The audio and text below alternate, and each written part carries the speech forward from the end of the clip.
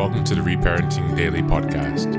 In this podcast, we'll dive deep into reparenting, exploring tools and resources to help us through our journey. The podcast is divided into 3 sections. First is a reading. Second is a discussion of the reading, followed by a journal prompt. And the last section is a peaceful meditation for closing.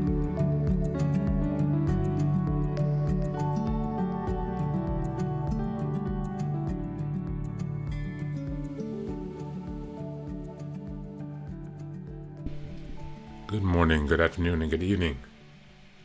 Welcome back for another reparenting session. As always, thanks for being here. Today we're going to again look at the Powerfully Feeling by Pete Walker. This section is called Healthy Limits with Sarcasm and Teasing.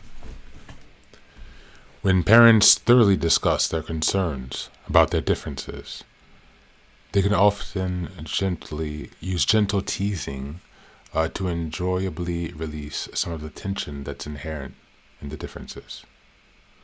Distinguishing between lighthearted and hurtful teasing, however, may still at times be problematic. Phrases that strike one person hurtful might seem hilarious to another. It is therefore important that intimates allow each other the right to set their own limits about being teased. This means, at the very least, that they should be taken seriously when they report feeling hurt by any particular remark. A 4-year-old friend of mine who overheard me discussing this subject with her parents forcefully proclaimed, "Yeah, Pete, sometimes teasing is funny and sometimes it's nasty." I believe we all need to reclaim that sensibility in ourselves. Like this girl's lucidity knows whether or not something is hurting us. Many couples benefit from making their own agreements about the limits of teasing. Certain issues may be declared off limits for teasing, and each part may be given permission to unilaterally call for an end of teasing at any time. This is somehow similar to tickling, which can be sort of ecstasy or excruciating pain if the ticklee has had enough and the tickler won't stop. Here are 2 illustrations of the differences between healthy and destructive teasing.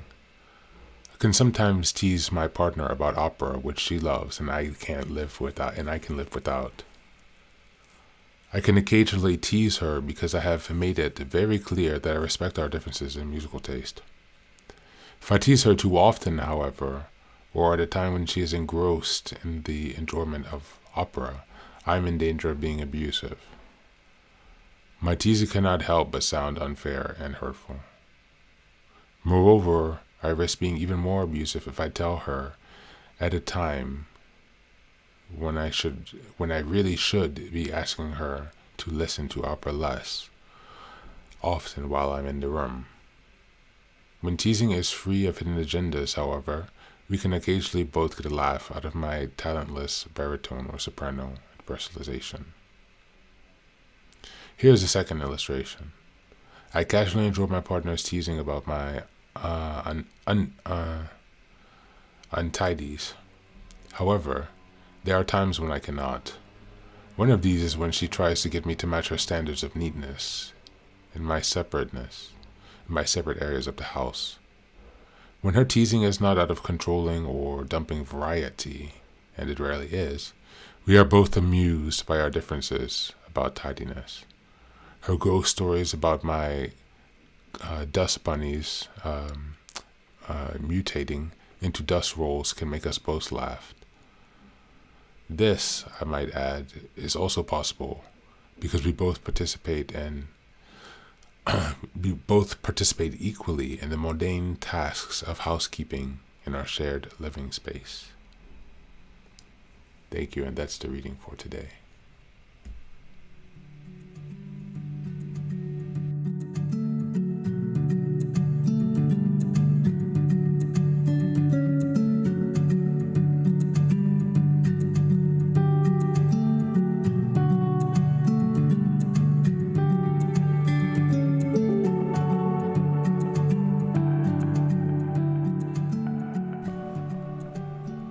welcome back and thanks again for being here.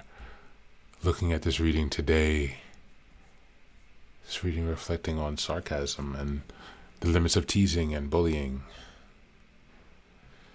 Is this something that you grew up with in your family, or did you experience now as you start to socialize and to build those new connections? Let's take a step back, and today let's reflect on your social environment, your relationships, and your connections. How often are you perceiving sarcasm, teasing, and bullying? Are you the perpetrator or the receiver of those actions?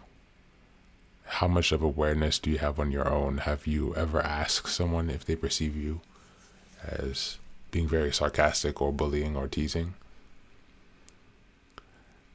Next, let's reflect on any limits that you've been able to establish, or how you're able to determine when your boundaries have been crossed.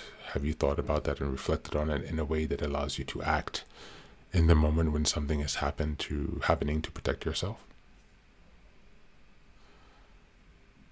And lastly, reflect on your emotional reactions to these moments of sarcasm and teasing with various people. Is there any situation with a specific person that stands out more than with another? Take some time to reflect on why, just to get some improved self-understanding. Well, as always, thanks for being here. Take care of yourself and be well.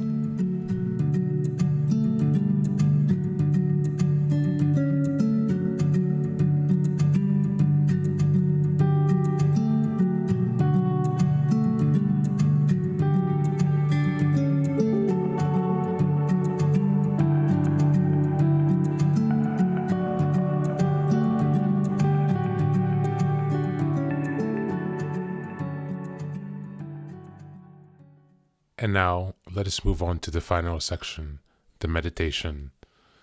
This is an unguided meditation.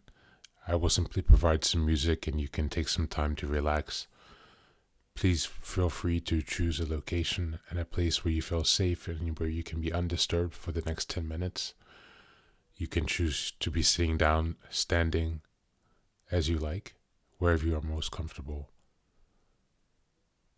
Thank you for being here and enjoy the meditation.